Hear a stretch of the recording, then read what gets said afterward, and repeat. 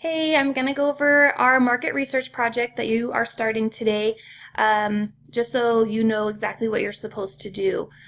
So go to your Google Classroom and find your market research project. You will find that there are three attachments on here.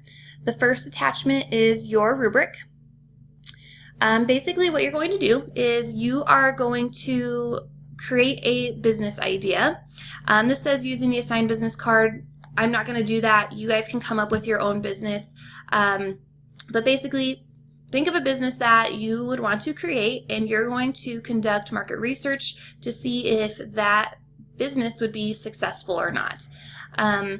So you have to survey 50 people outside of the classroom, so don't pass this around the class. You need to do it with other students or adults.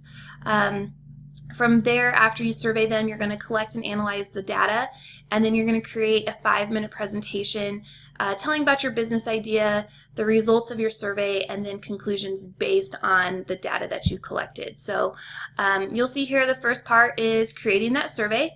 You have to have 10 relevant questions.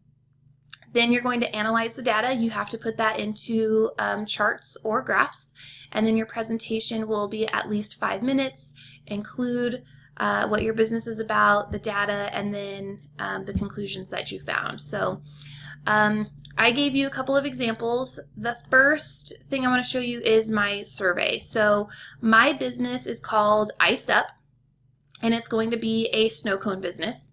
So I gave you 5 example questions here, and I would not create my survey in a Google Doc. This was just to kind of keep and show you guys how I would format this.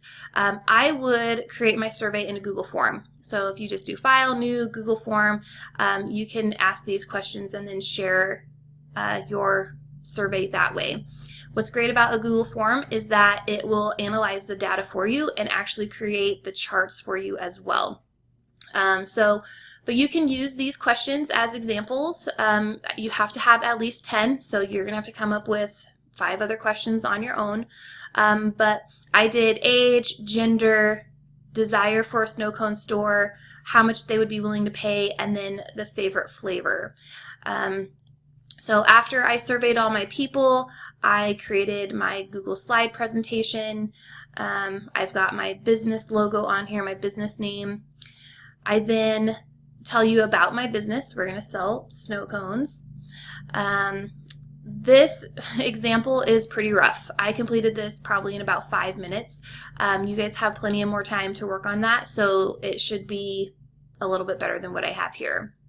But you can see that I included my ages surveyed. Most of my people that I surveyed were over 41. I surveyed more males than females. And you would need to include information for all of your questions. Again, this is just an example to show you what I'm looking for. And I only included 2 of my pieces of data here. Lastly, I did conclusions. So based on the market research conducted, Iced Up is going to be successful because I asked people their desire, and maybe the average was a 7.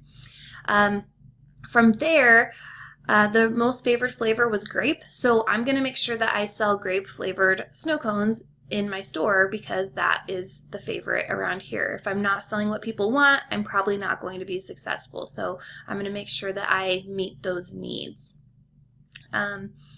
So I know this is fast and furious. If you have questions, clarifying questions, have Miss Debbie email me, or you guys can actually comment on the Google Classroom there, or you can shoot me an email as well.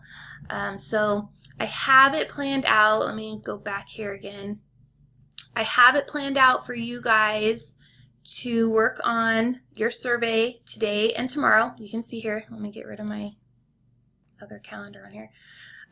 You can collect your responses on Monday. I don't want you going into a classroom and disrupting class. So if that's something that you work out ahead of time with another teacher, that's fine, but don't randomly walk in and interrupt classes to collect responses.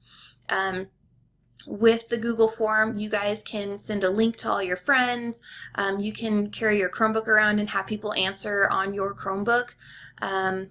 But just don't be interrupting class. This is kind of like a slush day to kind of give you some time, but I don't want you interrupting classes. Tuesday, you guys are going to analyze the survey. Again, Google form will create those tables and graphs for you.